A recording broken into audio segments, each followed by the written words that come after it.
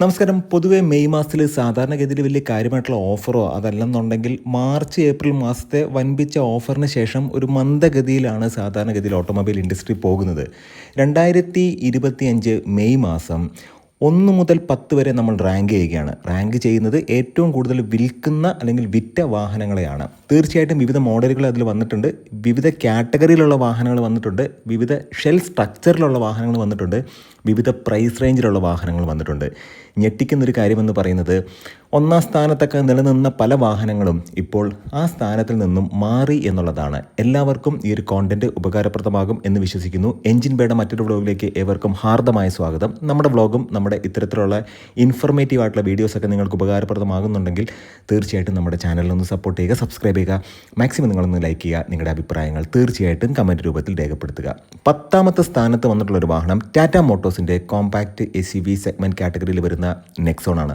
Nexon എന്ന് പറയുന്ന വാഹനം, അതിനെക്കുറിച്ച് നമ്മൾ ചിന്തിക്കുമ്പോഴത്തേക്കും നല്ല സേഫ് ആയിട്ടുള്ള വാഹനമാണ്, 5 സ്റ്റാർ റേറ്റഡ് ആയിട്ടുള്ള ഒരു വാഹനമാണ്.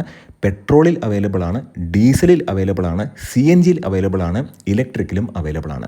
നമ്മൾ നോക്കുകയാണെന്നുണ്ടെങ്കിൽ 2025 മെയ് മാസം 13,096 യൂണിറ്റുകളാണ് അവർ മൊത്തത്തിൽ വിറ്റത്. അതിനകത്ത് പെട്രോൾ വാഹനമുണ്ട്, CNG ഉണ്ട്, ഡീസലുണ്ട്, ഇലക്ട്രിക് ഉണ്ട്.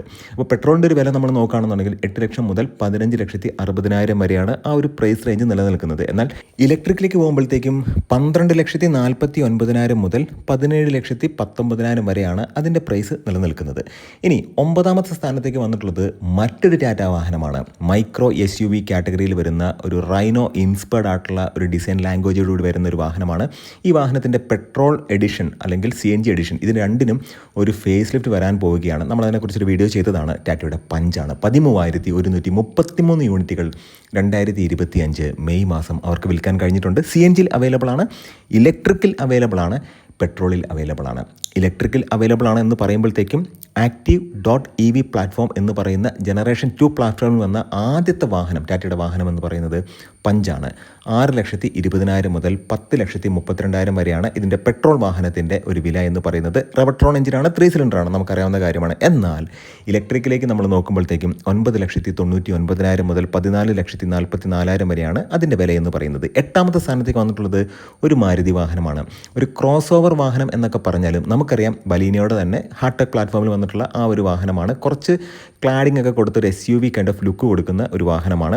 13,584 യൂണിറ്റുകൾ 2025 മെയ് മാസം അവർക്ക് വിൽക്കാൻ കഴിഞ്ഞിട്ടുണ്ട്. ഫ്രോങ്സ് എന്ന് പറയുന്ന വാഹനമാണ്. പെട്രോളിലും CNGയിലും അവൈലബിൾ ആണ്. 7,54,000 മുതൽ 13,06,000 വരെയാണ് ഈ ഒരു വാഹനത്തിൻ്റെ പെട്രോൾ എഡിഷൻ്റെ ഒരു വില എന്ന് പറയുന്നത്. 1 ലിറ്റർ ടർബോയിലും അവൈലബിൾ ആണ്, 1.2ലും അവൈലബിൾ ആണ്. ഇനി 7ാമത്തെ സ്ഥാനത്ത് വന്നിട്ടുള്ളത് എല്ലാ തവണയും 1, 2, 3 സ്ഥാനത്ത് വരുന്ന ഒരു വാഹനമാണ്. വാഗണർ ആണ്. നമുക്കറിയാം 1 ലിറ്ററിലും 1.2ലും അവൈലബിൾ ആണ്. അതുപോലെ തന്നെ CNGയിലും അവൈലബിൾ ആണ്. AGS 1.2ലും ഉണ്ട്, അത് 4 സിലിണ്ടർ ആണ്. 1 ലിറ്റർ എന്ന് പറയുന്നത് 3 സിലിണ്ടർ ആണ്.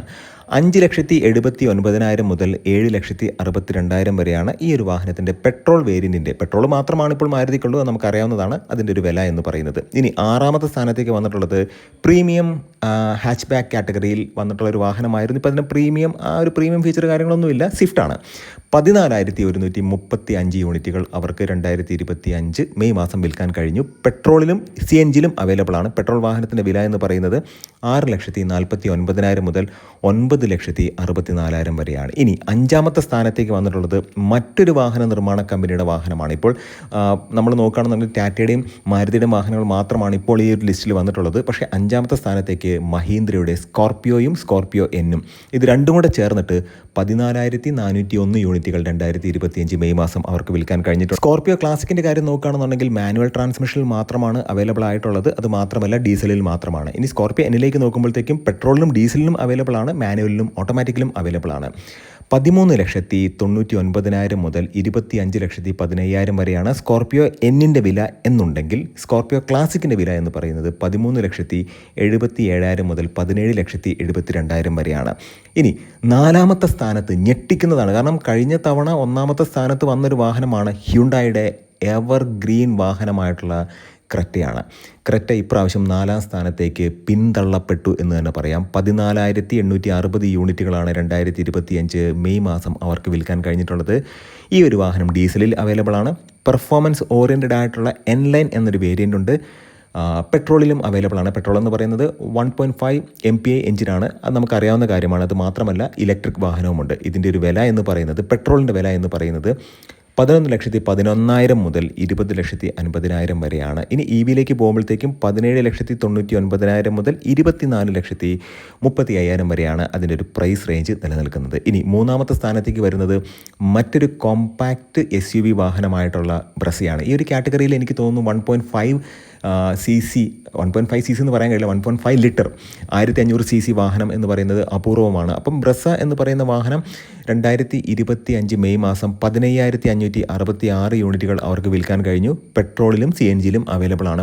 8,69,000 മുതൽ 14,14,000 വരെയാണ് ഈ ഒരു വാഹനത്തിൻ്റെ എക്സ് ഷോറൂം പ്രൈസ് നിലനിൽക്കുന്നത്. ഇനി രണ്ടാമത്തെ സ്ഥാനത്ത് എർട്ടിഗയാണ് വന്നിട്ടുള്ളത്. ടാക്സി സെഗ്മെൻറ്റിൽ ഒരുപാട് വാഹനങ്ങൾ ഈ ഒരു കാറ്റഗറിയിൽ ഉള്ളത് കൊണ്ട് എർട്ടിഗയ്ക്ക് ഒരുപാട് സെയിലുണ്ട്. അതായത് എർട്ടിഗ വാഹനം ടാക്സി പർപ്പസിന് വേണ്ടി ഒരുപാട് ഉപയോഗിക്കുന്നുണ്ട്. അതിൽ കൂടുതലും CNG ആണ്. അങ്ങനെ നോക്കുമ്പോഴത്തേക്കും മൊത്തത്തിലുള്ള സെയിൽ എന്ന് പറയുന്നത് 16,140 യൂണിറ്റുകളാണ്. 2025 മെയ് മാസത്തിലെ കണക്കാണ് ഈ പറയുന്നത്. ഇനി CNG മാത്രമല്ല പെട്രോളും അവൈലബിൾ ആണ്. 8,97,000 മുതൽ 13,26,000 വരെയാണ് ഈ ഒരു വാഹനത്തിൻ്റെ എക്സ് ഷോറൂം പ്രൈസ് എന്ന് പറയുന്നത്. ഒന്നാമത്തെ സ്ഥാനത്ത് വന്നിട്ടുള്ള ഒരു വാഹനം കോമ്പാക്റ്റ് സെഡാൻ കാറ്റഗറിയിലുള്ള ഒരു വാഹനമാണ്. മാരുതി സുസുക്കിയുടെ ഡിസയർ ആണ്. സേഫ്റ്റിയൊക്കെ എൻഹാൻസ് ചെയ്ത് വന്നൊരു വാഹനമാണ്. അതിനിപ്പോൾ CNG ഉണ്ട്. CNGയുടെ മൈലേജ് എന്ന് പറയുന്നത് 34 മുകളിലാണ്. എങ്ങനെ ഓടിച്ചാലും 32 കിട്ടുന്നുണ്ട് എന്നാണ് ഇപ്പോൾ അത് ഉപയോഗിക്കുന്ന കസ്റ്റമേഴ്സൊക്കെ പറഞ്ഞിട്ടുള്ളത്. ഈ ഒരു വാഹനം ഇപ്പോൾ ടാക്സി സെഗ്മെൻറ്റിന് വേണ്ടി കൊടുത്തിട്ടുണ്ട് CNG.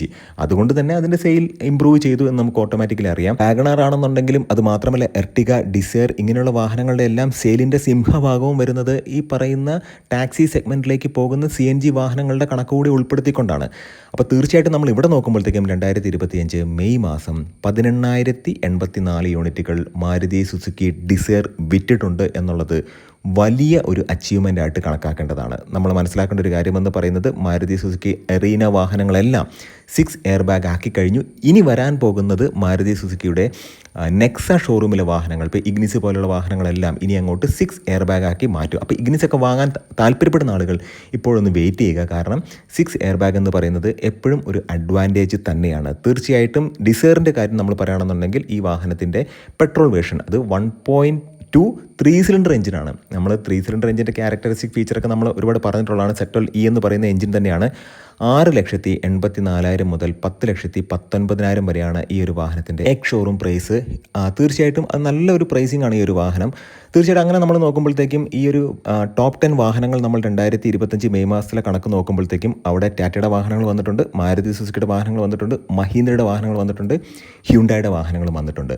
തീർച്ചയായിട്ടും ഈ ഒരു കോണ്ടന്റ് ഉപകാരപ്രദമായി എന്ന് വിശ്വസിക്കുന്നു. നല്ല നല്ല വ്ളോഗ്സുമായിട്ട് നമുക്ക് വീണ്ടും കാണാം. നിങ്ങളുടെ സ്നേഹത്തിനും സപ്പോർട്ടിനും ഒരിക്കൽ കൂടെ നന്ദി. നമസ്കാരം.